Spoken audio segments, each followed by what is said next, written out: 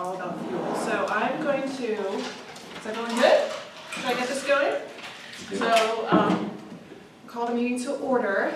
I'm going to, again, provide a little framing for the beginning of this. This is a continuation of the board study session to discuss the recommendations forwarded to us by the middle school grade reconfiguration task force.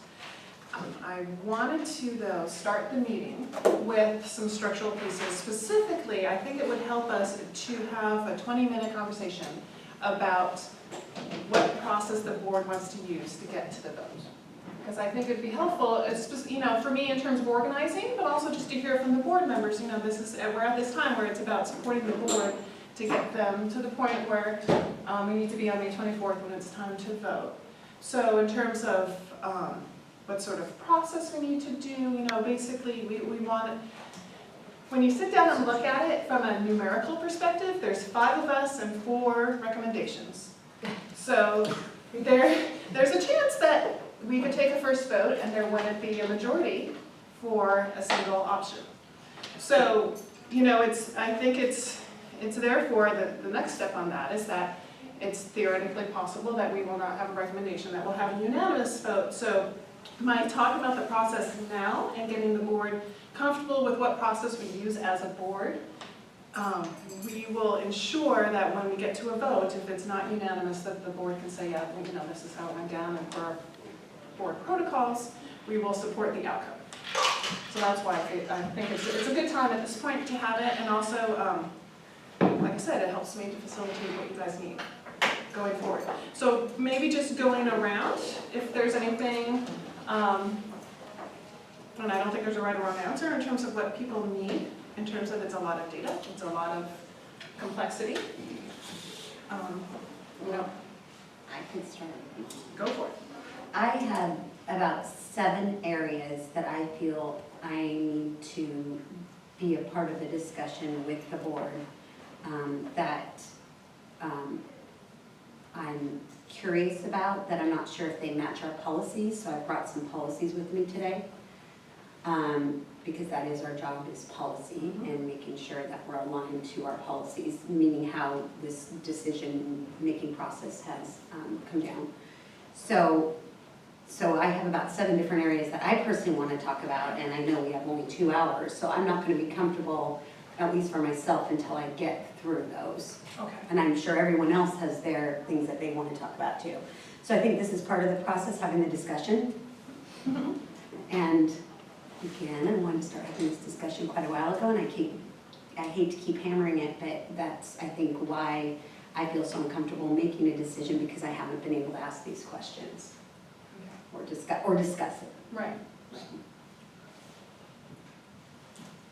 I have questions too, and that's why I thought it was helpful to have this session, is to give us a little bit more time, just to touch on some of the things that are on my list. Perhaps we have some comments. So Yeah. That'd be great. maybe the list isn't as long. But I think for me, I would welcome this opportunity to revisit this important topic, ask some questions so that I can have a better understanding of the difference between option 1, 2, 3, and 4, so that I'm clear whenever it comes to first and second reading. Okay.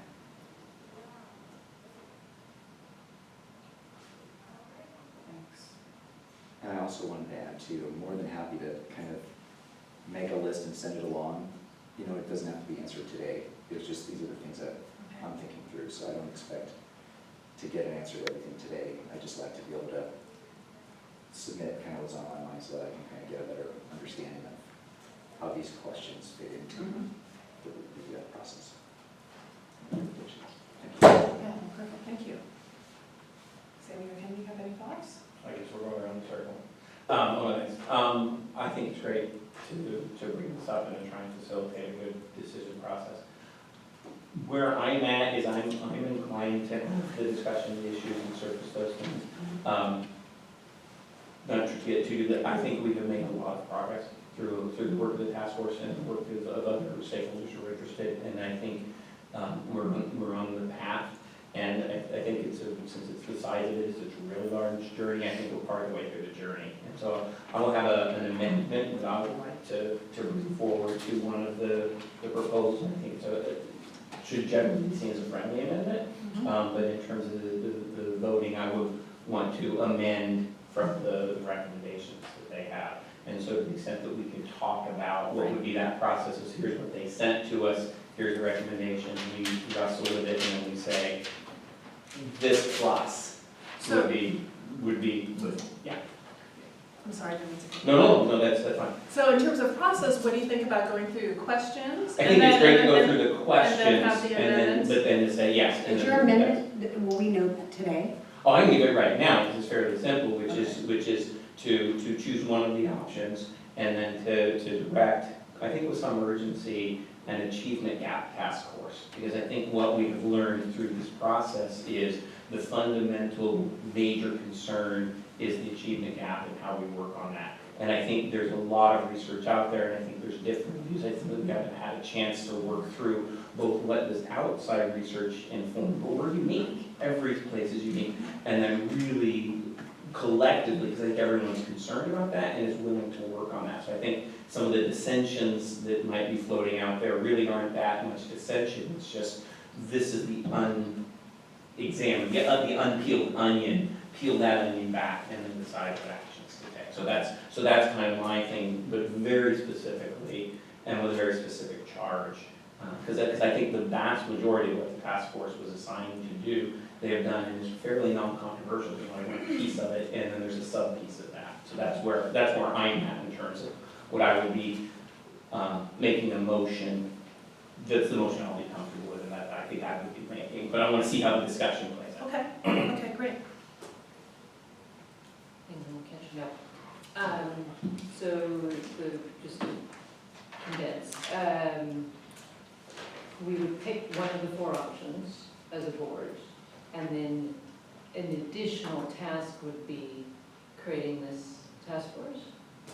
I think we can, to That's what navigate, you did. I just wanted to make sure I understood that. Or another thing is that the board could just reject all 4 options and do the status quo, is another option, and then take this. That is one of the options. Yeah, I think Yeah, that option is one. 2. Option 3 is status quo, heterogeneous. Not exactly, because we're moving to 6 to 8, well, exactly, I don't want to get too deep into this, but it's not exactly the status quo, because a lot of things are going to change when we move to middle schools. There's a whole host of things that have been proposed, but, and that's where I think we have to be careful about, are we just talking the academic piece or the overall middle school philosophy type piece, because that's also essentially being proposed. So there's almost really 2 things there.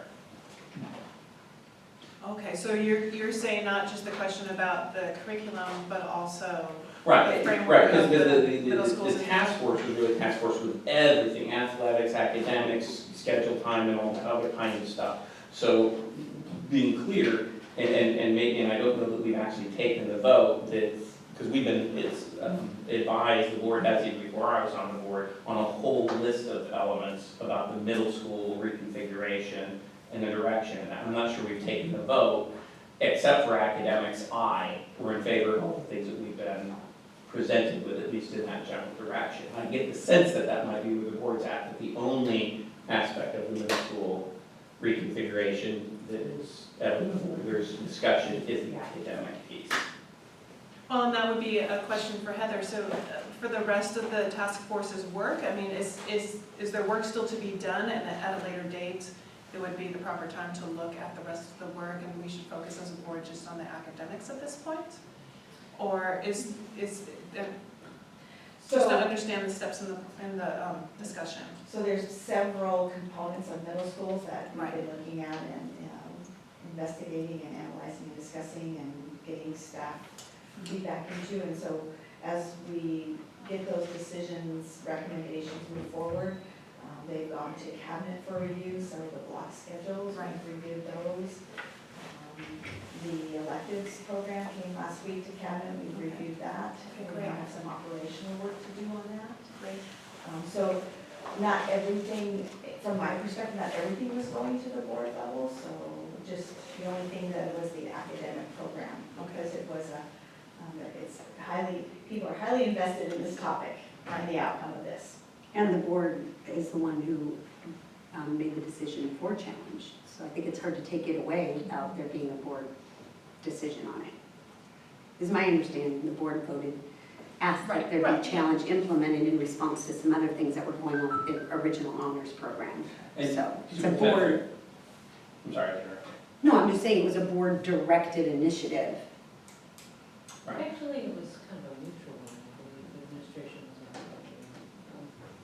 Actually came to us with the idea here is what we're We suggesting. try to open up honors being so Access. selective. Yeah. We were looking at, a means for increasing access. Yeah, the board had concerns about the doors that were being closed for Especially special. for mathematics. So I guess, but to your point, Yeah. we're agreeing with you Yeah, that this yeah. was at the board level at that time, so I think it's hard to take it away without it being at the board level. I guess that's my point. And then I was gonna just, Superintendent Fresh, I'll ask that kind of clarification question in terms of the level of amount that the board traditionally would be approving or not approving. It seems like that both these other decisions are not necessarily at the board level or, in a menu of them, but I think the board has been apprised of them and has not shown any significant concern about that. And I would say at the admin level, this one issue of academics has seemed to have risen to a policy, board policy. Right, because things like schedule, things like elective courses, those types of things have not, at least in my tenure, ever been things that the Right. board has, they've been informed about, but have not, they've been seen as administrative, operational type of work. Right, so that, and that's my only question, is just to make sure if that's where maybe we don't have another, separate vote, Right. it's just on, but that's clarification, That just is- on the academics, okay. And then back to Director Hayes' question,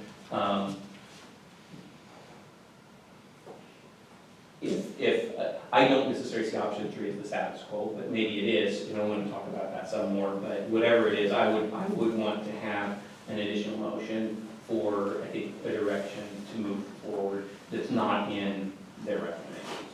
That's, That helps, thank you. And actually, probably option 2 is the status quo. Yeah, I might have had that wrong. What option 2 says 6 heterogeneous and, Option 2 is continuation of self-select and expansion to 6th grade. oh, I think it's 3 is what I'm thinking. We're already doing heterogeneous in the 6th grade.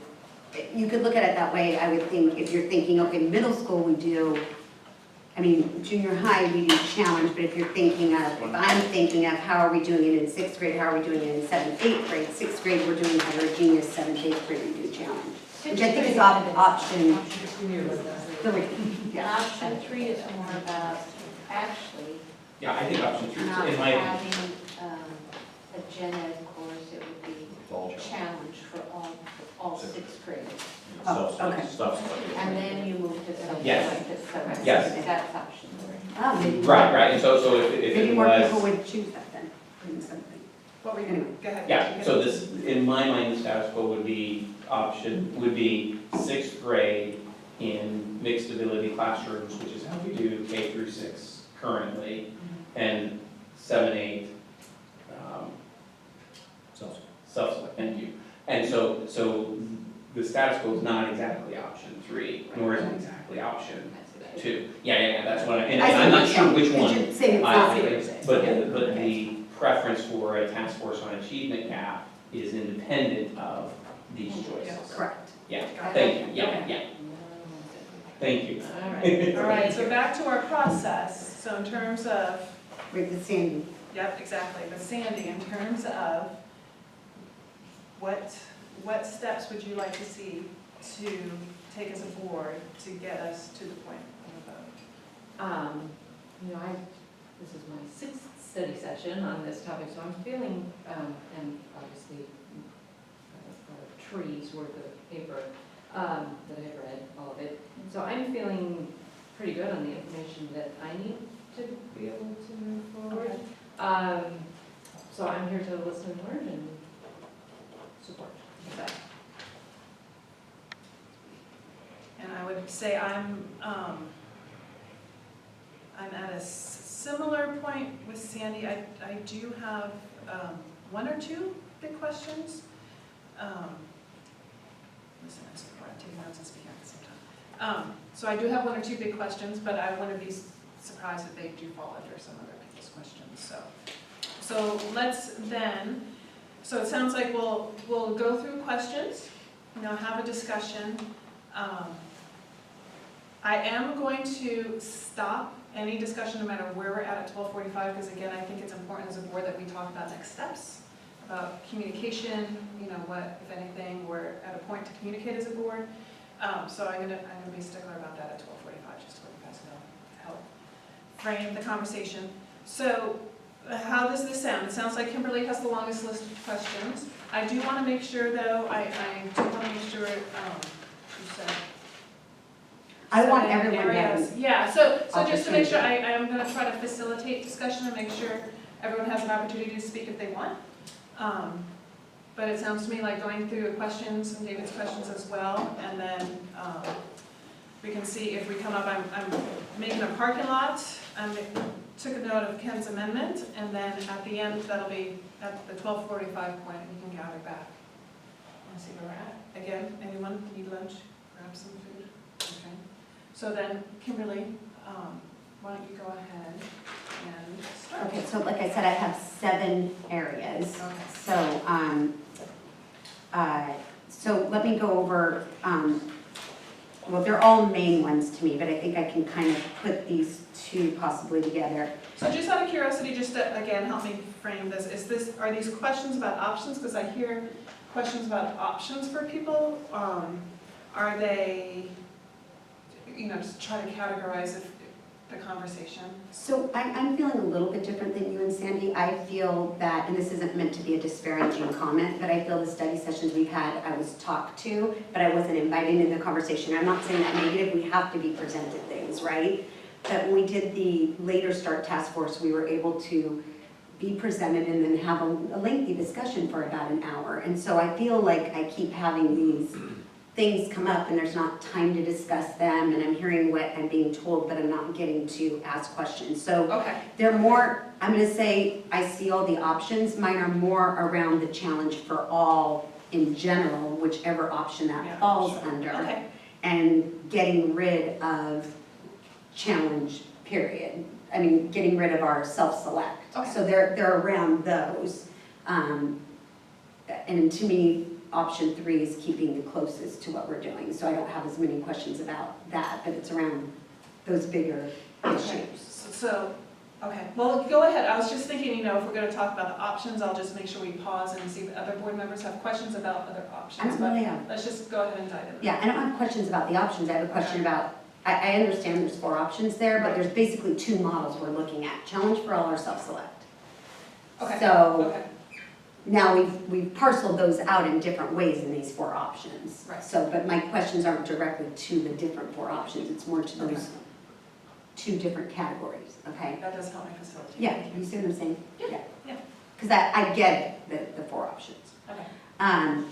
Okay, so my first question or discussion piece I'd like to bring up revolves around the fact that we have a policy here. It is policy 4200, community relations, that is about shared decision-making. And I'm sorry I don't have a copy for each of you. But I'll just briefly state, for the sake of time, try to go through this quickly. Student learning is central to the mission of the North Shore School District. Through sharing decisions, the board seeks to improve the quality. So it talks about these decisions, and that is in part community. And then we also have another policy that is about parent, family, and community partnerships, which is 2180. And I believe we have other policies around this. This is what I picked up on my brief purview of it. We were told, I believe we were told that a survey was going to be conducted. And to my knowledge, that for whatever reasons, the board was not kept informed that there would not be a survey. I, up to January or February, went based on the fact and kind of took my hands off certain things because it was my understanding that we were going to ask our community what their perspective was on this, the people on the ground, and we were going to get that, what I consider pertinent parent, teacher, everybody's input into it, like we've done with the, Later Start Task Force. And so I feel like we have not done what our policies are asking us to do, or at the same time, what we were told was going to be done for whatever reasons those were. Then at the same time, there was a middle school task force survey sent out just asking people about grade reconfiguration. And that data, to the best of my knowledge, was not synthesized and brought back to us to let us know what were people saying when it came to this issue of academics. And so then I gave you guys the graph last time that, you know, me and another person here helped to put this data together and tirelessly went through all of those comments to see how many people are talking about challenge. You know, is this really an issue that people are talking, is this really an issue that people are talking about without even being prompted? And out of all of those comments, 10% came back, and that was, you know, not just middle school questions, it was all over, you know, on all the different areas, came back that they, you know, they didn't all say keep challenge. I think 8% of those, 8% of all comments said keep challenged, and 10% of people commented on it, and some of those were neutral, and only very small amount were negative. Now, I don't have, again, we don't have any systematic way to know who was responding, why were they responding, because we didn't set up the survey that way, we set it up more in a qualitative style. But those themes were pulled out, and I feel that that's relevant data that we haven't looked at. I'm not sure that our subcommittee task force was given that information. So that is one area that I have a problem moving forward with this because I don't feel we've had our community voice. At the same time, what goes along with that is that the representation on the subcommittee, and there's another policy here that says,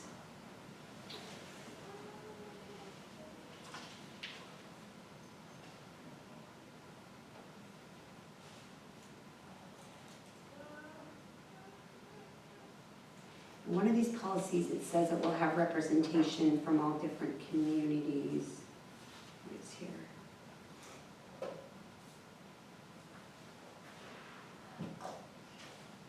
By the way, I'm not just saying parents, FYI, but they weren't assessed. In one of these three that I have here, it does talk about having different community representatives, and on our task force, we were missing special ed. We heard people from special ed actually say that they don't want to get rid of challenge, but again, that's anecdotal because we didn't actually do a survey or have a representative from there. To the best of my knowledge, we didn't have any of our minority groups representative who were saying are negatively impacted by challenge.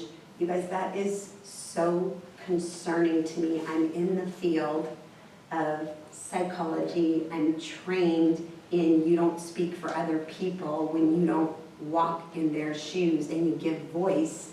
I mean, part of my degree is in counseling psychology, which isn't about individual counseling, it's about going to underrepresented communities and giving them voice, and that we should not be the voice for them. So in my opinion, or what I feel that I've seen, is we overlay the voice of our Hispanic population, we overlay the voice of our free reduced lunch population, we overlay the voice of our special needs population, and we say, here is what they think, they're not being fairly representative, this is disenfranchising them and marginalizing them, but we don't even really know that. And I've heard Hispanic kids at our conversations with the board tell us that they like challenge. I've heard parents come up at the community meetings and say that they're Hispanics, more than one, we've had 3 or 4, and also Hispanic students come up and say that they want challenge and it doesn't marginalize them. And again, that's only anecdotal because we don't have those voices at the table. And that is completely concerning to me. So that would go to our policies, because I know you like policies. I'm just being silly. But I think as a board, you guys are right in saying, okay, where is this at a policy level? And I feel our policies, it's not aligned with what our policies are directing that we do when making these kind of decisions. Okay, so that's my first kind of two that I put together. I'm gonna see if I'm missing anything really quick here.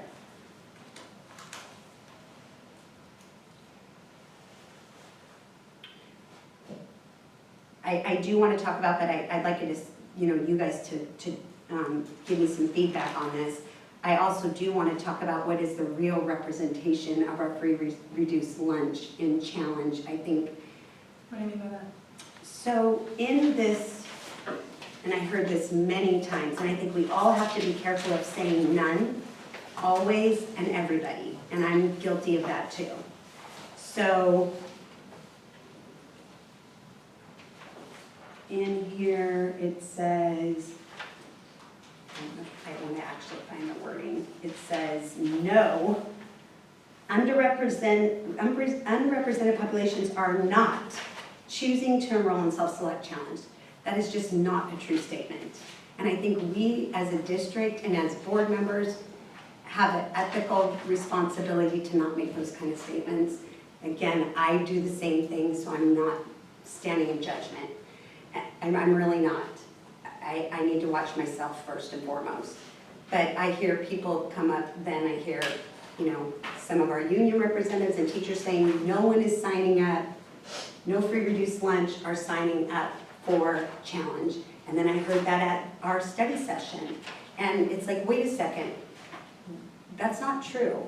And so then you sent me the numbers of who really is signing up. And I have that right here. And approximately 60%, to the best of my knowledge, and you guys can correct me on numbers, but I'm just gonna go by memory. Approximately 60% of our free reduced lunch population fall in the category 3, 4 on the SBAC. So 40% are falling in the category of 1 and 2. Of those 60%, about 25% of those are actually enrolling in challenge courses. So of the 60% that pass, 25% of those free reduced lunch. Oh. Okay, I could be a little bit high, but somewhere in there, 15, 20, are actually enrolling in challenge. And maybe I'm a little bit high, but it's much higher than what we're saying it is. And not only that, when you look at the regular population, let's say everybody else that isn't free reduced lunch, isn't special needs, we have an 80% pass rate on the SBAC in the categories 3 and 4. But out of those 80%, so here, try to follow this for a second. Out of those 80%, not all of those 80% that are passing are enrolling in challenge. Only about 50% of the kids that actually are scoring in levels 3 and 4 are actually enrolling in challenge. Okay? Then we have our free reduced lunch. 60% of those are passing, and there's a percentage in there, maybe it's 15 to 20%, that are actually enrolling in challenge. If it was the same rate as the regular students, that when I'm saying regular, that don't have any diverse needs, I guess, like free reduced lunch or Hispanic, it's almost to the same level that are enrolling in challenge as the regular population. We're not that far off. Does that make sense? So the percentage of the So basically you're saying, if I can help, you're basically saying that there is participation in the groups, the achievement gap groups are participating in challenge. Yes, and the 40% that aren't passing, do we really want them in a challenge for all? Is that the appropriate place for those students to be? Right.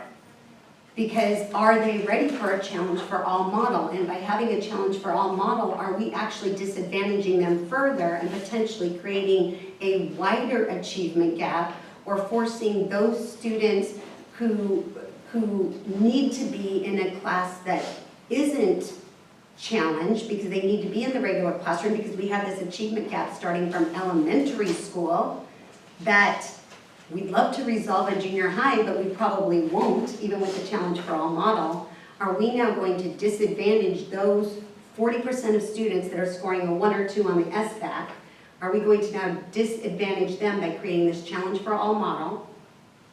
And will we potentially then, if they can't manage it, go to remedial classes, lose an elective, be pulled out in their Titan time or whatever that time is that's very special for them to be with other students that are at different learning levels, to socialize with them? And that is a huge concern for me. And it's also a huge concern for me that we're skewing the numbers and we're not actually, not intentionally, but that we're not stating what is true, that we are having participation. So that's your third point, is that the participation, how we use the language about the participation numbers? Yeah, not just the language, but the language, and really looking at how many free reduced lunch we do have. What percentage of that is passing the SBAC? So is it equivalent to the other population that's the regular, for lack of a better term, population? I hate to use the word, what's a good term for me to use? I want to use regular. You could say, People that are people needing- are at grade level or Correct. neurotypical, struggling learners and above grade levels. Okay, Like non-struggling learners, I Yeah. guess. I don't know what the right term is. Again, not all of them, only 50% of those students are actually enrolling in Challenge. So you're not having everybody take Challenge courses, I think I understand. okay? So we're okay, so, and how does this resolve it for those students that aren't passing it's a kind of a two-part thing. How does it resolve it for the students that aren't passing the SBAC or at our level 1 or 2 on the SBAC, that 40% free reduced lunch? How does this Challenge for All model resolve this? And I just think we need to put the brakes on and think about, and this would be my point 4 on here, implementation strategy. How are we going to implement this effectively so that we don't further marginalize these different struggling learners that are already being marginalized just by the way, their home life, the school system, whatever it is, not just in our district, but in other districts. And then, I might as well go into the next point, get it all out here, That sounds good. is program evaluation. We have a policy 2090. No, that's the procedure. Hold on, the policy is 2090, yeah. 2090? Mhm.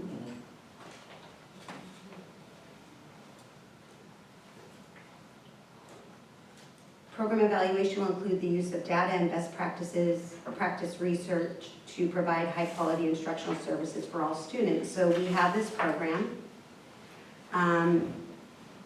To my ability, I think I read that in here.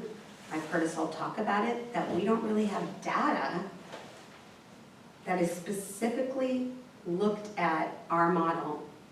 You guys, I can do the research on my own library site at my university, and I have. And I looked at the middle school, the AMLE, I pulled up research articles. I can see arguments, there's, arguments for differentiation, there are a lot of different arguments, but I don't see a model, and I have searched.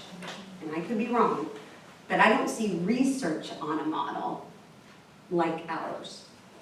So for example, I've looked at Boston School District, Cleveland School District. Many school districts, when they implement a program, they actually then do research on it and they publish those research results. So some of them have used putting everybody in 8th grade algebra and then looked at that model and then they published their research results.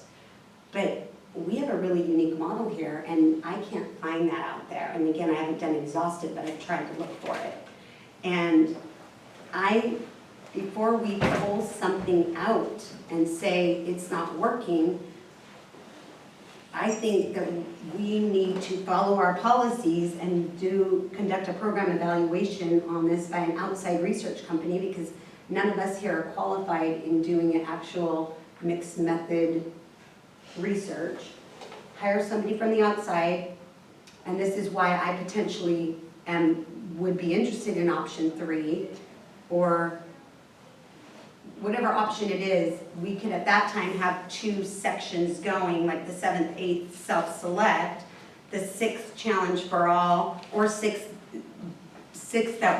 we're doing now, and do research studies on those to see what is this doing? Do what our policy says. And how is this affecting our marginalized students? How is it affecting our Hispanic students? How are both these models? So having those mixed models actually might be beneficial.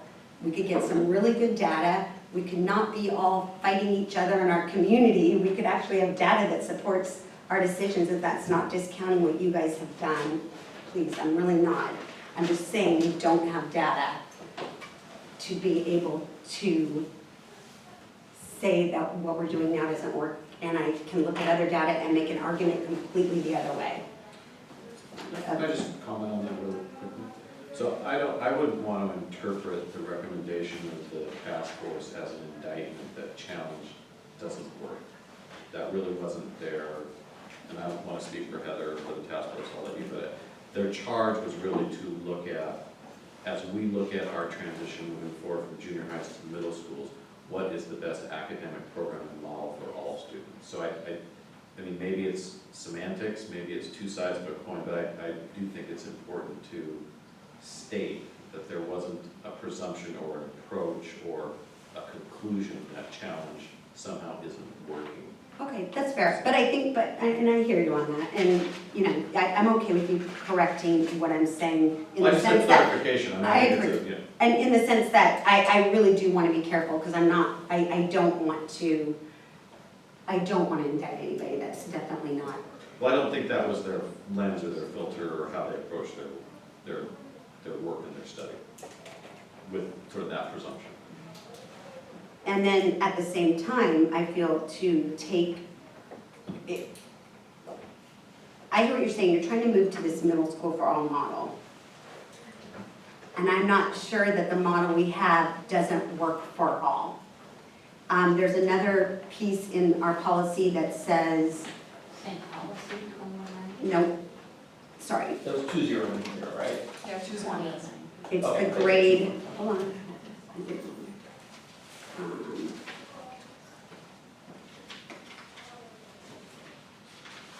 Policy 2210 is grade organization.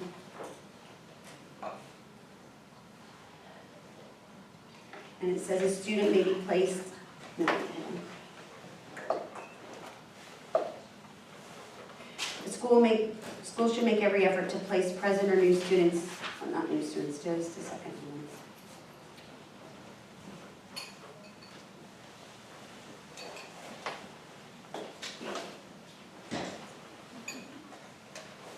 Okay, a student will be assigned to an instructional group or classroom which will best serve the needs of that individual. Factors to be considered in classroom assignments are class size, peer relations, student-teacher relations, learning style of individual students. That's kind of the one I'd highlight there. Teaching style of individual teachers and any other variables that will affect performance of the student. So in our policy, there's nothing, it's supported by challenge. Having different learning styles, different classrooms with different learning styles isn't going against what our policy says. And I'm not saying that anyone thought that it was, but this supports the way I read it, that having different classroom environments is helpful to meet the needs of all of our students. And Kimberly, if I can just ask a clarifying question. So in building out what Superintendent Fresco says, that there's different strategies that one could use, and that the current strategy is consistent with our current policy. With Our the current practice is 2210. consistent with the current Yeah, policy. with 2210, that's the way I read it. Okay.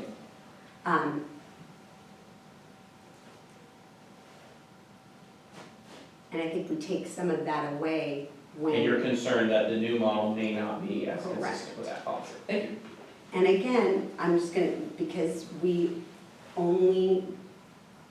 much of what we have is anecdotal, because we haven't done a program evaluation.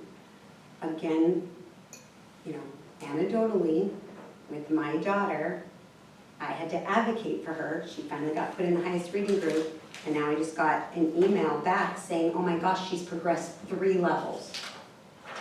And if I wasn't advocating, and that's, again, I think it's the model, right? I'm not speaking to any particular individual at all. It's the model. If you have parents advocating in a differentiated model, it's much easier to potentially get your kids moved up.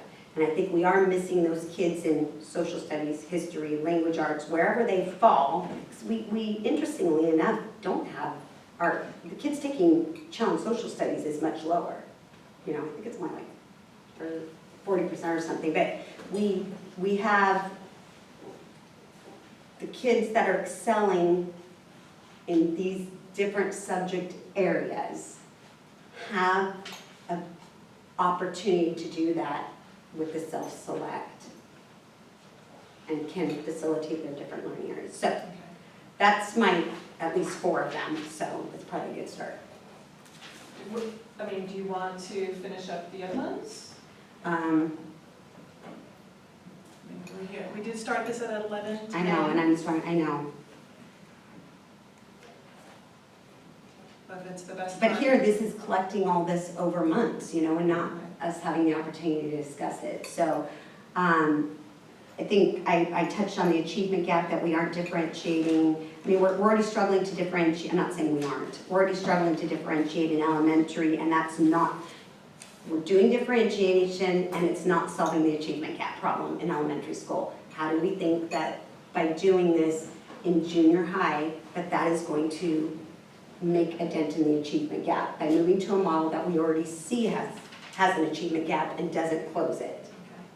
So there are charts that I could give you guys that is this chart, for example, that shows the achievement gap for 9th grade students. I mean, you guys all we have access to all these.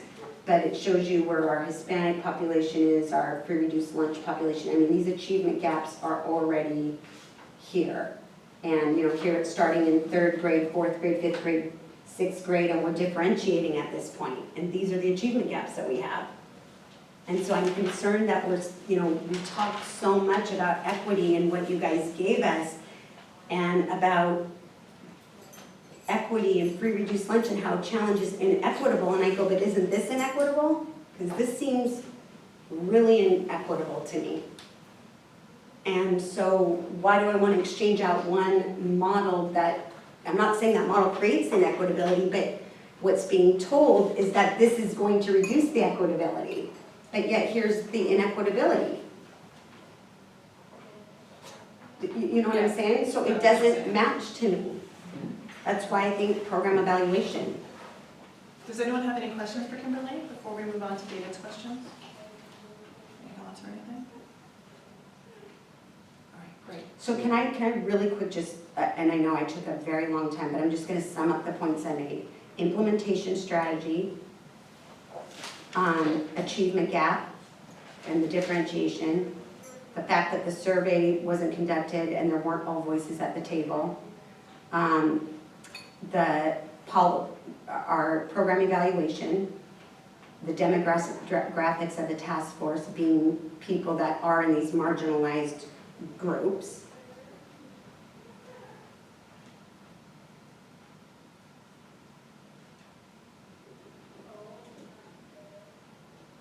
So I would say thank you, Kimberly, because many of the topics you touched on are on my list, so I think my list will go much quicker. Good. Thank you for bringing that up. So I guess the 2 things that I'm kind of thinking about is the policy itself, the recommendation, and then maybe the subsequent minutia of the implementation. And I definitely want to stay at the policy level and not get into the details too much. But when I look at the recommendation, I mean, questions do jump in my mind.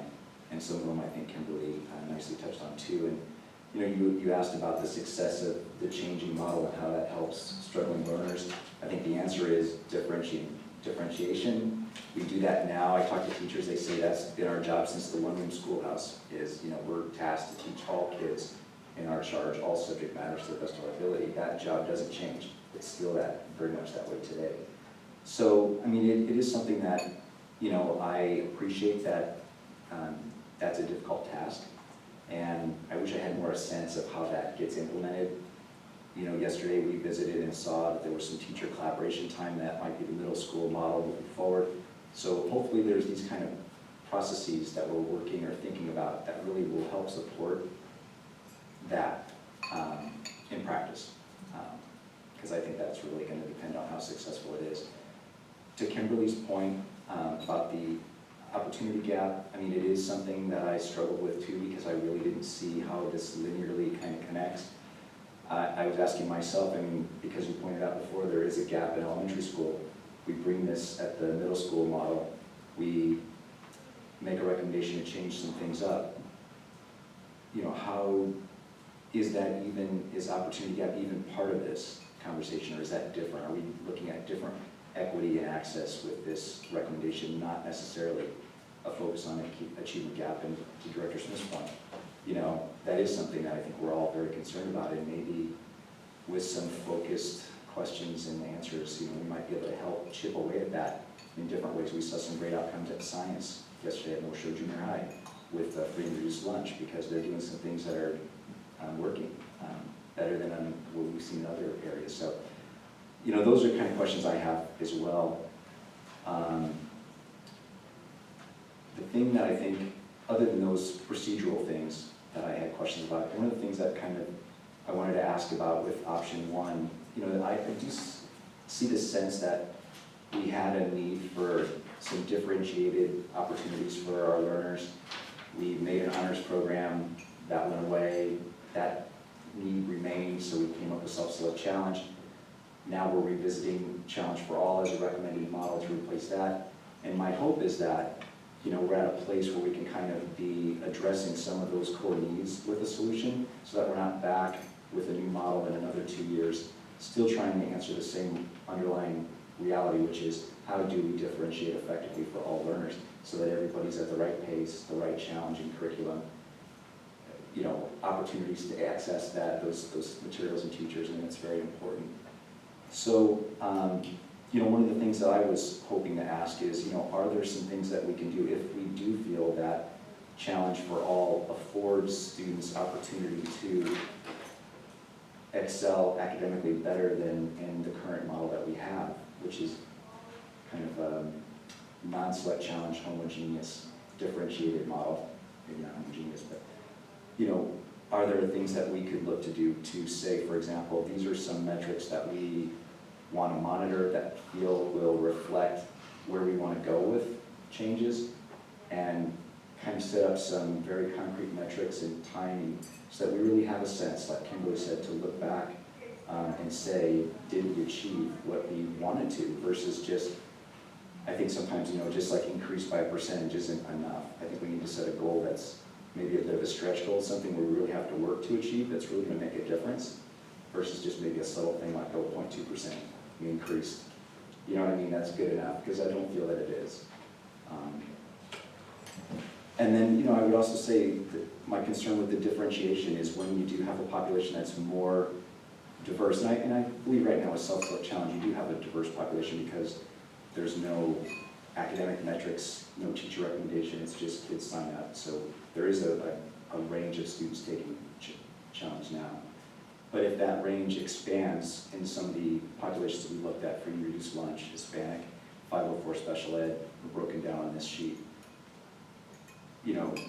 How do the teachers effectively differentiate? And again, it comes back to what kind of support do the teachers have for that kind of teaming, the collaboration, do they have time to do that kind of work so that they're set up to be successful in a different recommended option one model.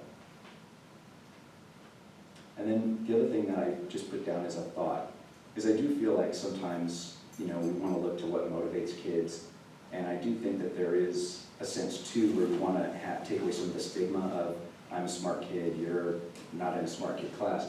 But I wonder if we had some kind of mechanism where in option one, there was an option to recognize students that are effectively challenging themselves with some kind of like honors designation, let's say honors English, honors science, honors social studies. If a student achieves successfully 50% of the opportunities to challenge themselves. And I wonder if that might help all kids feel that there was a tangible benefit in, 6th, 7th, and 8th grade for going the extra mile, doing challenging work and striving for some goal. So I asked if that's a possibility to maybe consider. So you're saying actually have honors classes? No, what I'm saying is if option one is the recommended option, could there be a metric where if students achieve success in challenging themselves in the curriculum that's differentiatable, that they get recognized on the report card as honors English, honors social Just studies? the Lake Washington model. Like Fairfield, Minnesota. Yeah, there's some form of that in Washington. So that was my list. Thank you. Thank you, David. Anyone have any questions on David's thoughts or any follow-up? I like that can we not be here in 2 years, 5, that really resonated with me. Well, I think that kind of matches what I'm saying, that's what I'm concerned about evaluating what we're already doing.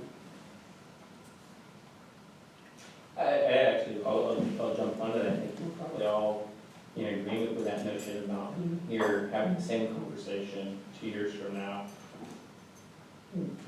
And I think really being thoughtful about what would keep us moving forward.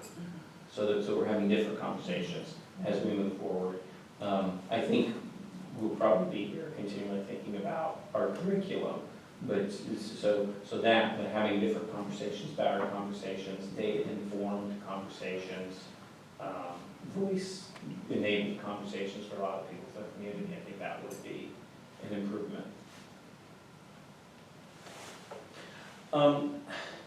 So I have a lot, and I don't necessarily have it detailed now, because one of the things I know I talked a lot the last time and kind of wanted to dump out where I was at.